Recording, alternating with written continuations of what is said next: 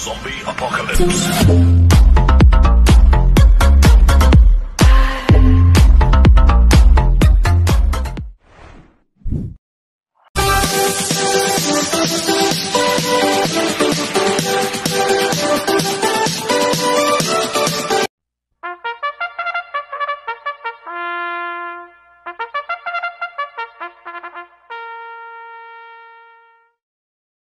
Magandang araw po mga bayang karorista. Ngayon po ay araw ng Miyerkules, October 23, 2024, karera po ng Metoturf, Malbar, Batangas. Meron po tayong 7 karera sa araw na ito.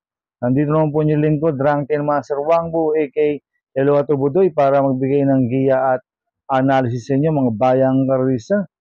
Mga bayang karorista, start po ng karera rin ay 5 PM. At bago po ako magsimula magbigay ng giya at analysis, huwag pong kalimutan subscribe, like, and share yung YouTube channel ko po. Siyempre, huwag din kalimutan i-click yung notification bell ko para updated po kayo sa mga bagong video ko. Kaya mag-start po ako sa pagbibigay ng giya at analysis. Race 1, winner take all, cover races 1 to 7. May 6 na kabayong tatakbo. Rating based system class 5-5 non-placer. Distance 1,200 meters. So, solohin ko na po ito. Numero 2, Princess Serena na sa Samuel Charles Reyes. Medyo mainam po panalo niya noong October 12. Nagtala siya ng 1.29.8 sa distance 1,400 meters. Malayong nanalo po ito si Princess Serena. At noong September 4, meron pong 1.15.4 yan. Sa barrel trial niyan, tinalo niya si Memory of the Sun. Kaya sa akin, solohin ko na po yan. Numero 2, Princess Serena. Sa race 2 po tayo, pick 6 cover races 2 to 7. May 8 kabayong tatakbo. Rating based system class 4, 16 to 21 split. Distance 1,200 meters. First choice ko po dito, numero 4, I Tell You, na sasampo ni Mart Alvarez. Last run po na ito no October 6. Tarsero kila Jubilum. Nagtala siya ng 1.28.8 sa distance 1,400 meters. Pero meron 1.13.4 po yan sa distance 1,200 meters. Si I Tell You, gamit po ni Mart Alvarez yan. Kaya malaki po panalo sa akin ito. Kaya siya po first choice ko. Second choice ko po, numero 2, October 14, na sasama ni Danny Boy Capañero. Last run po nito, October 13. Tumakbo po ito kila Guerrero Warriors. Nagtala siya ng 1.45 media sa milya sa October 14. Kaya sa akin, may panalo rin nung sa akin to. Kaya siya po second choice ko. At dalagang ko pong third sa pandiado, numero 8, Galloping Ghost, na sa San Pati Dilema. Ito, magandang diado ito. Maganda po ang post position niya.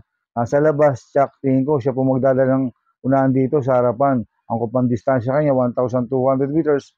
Pag nakalagwa ito, pwedeng makatapos ng karera. Kaya siya po third choice ko na pandiado. Kaya ang first choice ko po, numero 4, I Tell You. Second choice, numero 3, October 14. Third choice na pandiado, numero 8, Galloping Ghost. Sa race 3 po tayo. Take 5 cover races 3 to 7. May 8 kabayong tatakbo. Rating based system class 5, 6 to 10 split. Distance 1,200 meters. First choice ko po dito, numero 2, Do Ex Machina, na sa akin ng JD Pabilik. Ito, last run po na ito, no October 13. Tumakbo ko lang Modern Verde. Medyo hindi lang po magandang tinakbo na ito. Pero ngayon, mababaw sa laban to, si Do Ex Machina. Kaya malaki po panalo sa akin ito. Kaya siya po first choice ko. Second choice ko po yung nagbabalik na numero 4, G-Scolt, na sa akin ni RJ Tabor. Ito, nag-barrel trial po siya noong October 16. Pang-apat lang po siya kaya Major Ridge. Nagtala lang siya ng 1.22 media sa 1,200 meters. Pero batak na po ito dahil nai-ensayo na po ito sa PJC, si G-Scolt.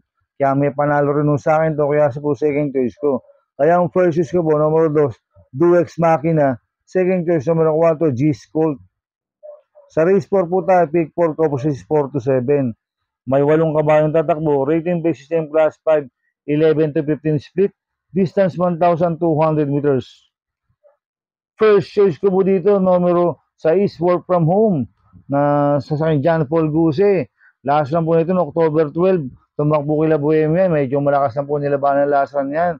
Nagtala siya ng 1.29.6 sa distance 1,400 meters. Pero meron 1.27 media yan sa 1,400 meters. Si Work From Home. Kahit medyo maiksi po ang distansya niyan, tingin ko makakarimati po na maganda yan dahil gamit po ni John Paul Gucci yan. Kaya malaki po panalo sa akin ito. Kaya siya po first choice ko. Second choice ko po, numero 7, Piece of Cake na sa JB Hernandez.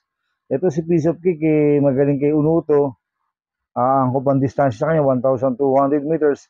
Pwedeng siya po magdala ng unahan dito. Pag nakaalago to, pwedeng makatapos ng karera si Piece of Cake. Kaya may panalo rin sa akin to, kaya siya po second choice ko. Kaya ang first choice ko po, numero 6, Sport from Home.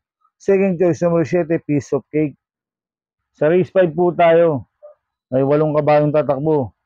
Rating base system class 5-5 split racer sa distance 1,200 meters. First choice ko po dito, numero 5, Queen Margot na sasakyan JB Guerra. Ito, bagong baba ng rating base system to, si Queen Margot. Nag-barrier trial po siya noong October 16. Tarsero yan kay Major Ridge, nagtala siya ng 1.20 media sa distance 1,200 meters.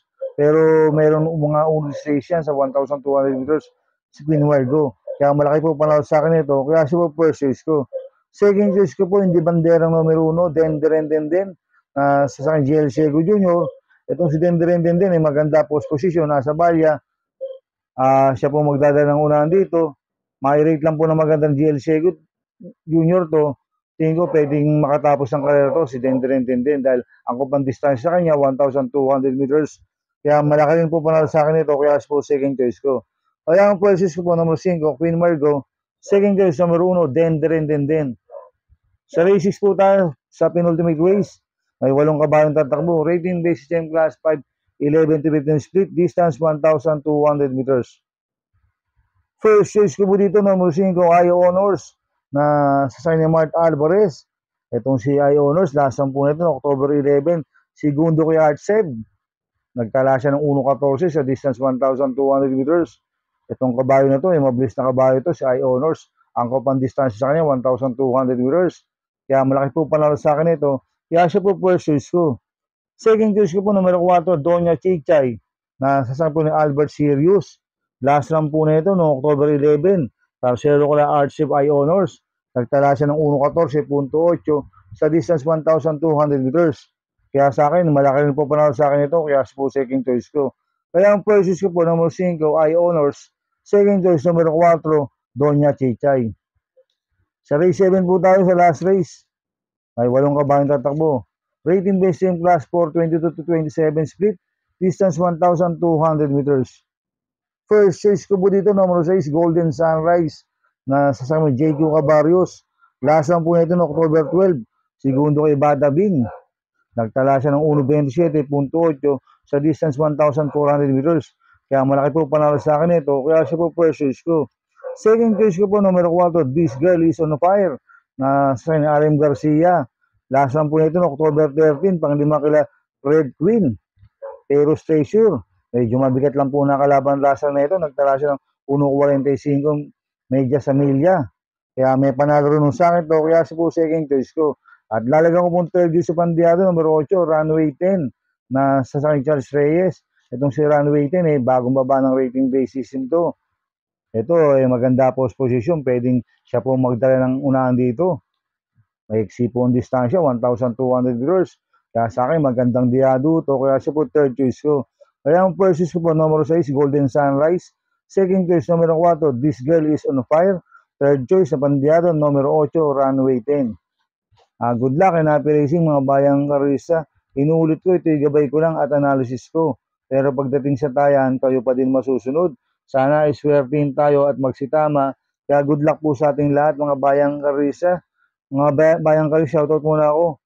Happy racing po kay Sir Ber Lupido. Happy racing po kay Sir Romulo Cruzostomo. At kay Madam Amelia Padrecuela. Happy racing. Sana iswertein tayo at magsitama. At happy racing din po sa mga taga-Barkadaan OTB. Sila Paxi Villar. Happy racing sa inyo. At happy racing din po sa mga taga-Doberwack OTB. Kay Boss Jing Garcia. At happy racing din po sa mga taga-Pingping Boys. Sana iswertein tayo na magsitama. Kaya mga bayang karisa, please subscribe my YouTube channel at Tubuday 2.0. At sana ilag niyo panoorin yung ads ko. Huwag niyo pong skip. Kaya maraming salamat po sa inyo. And God bless.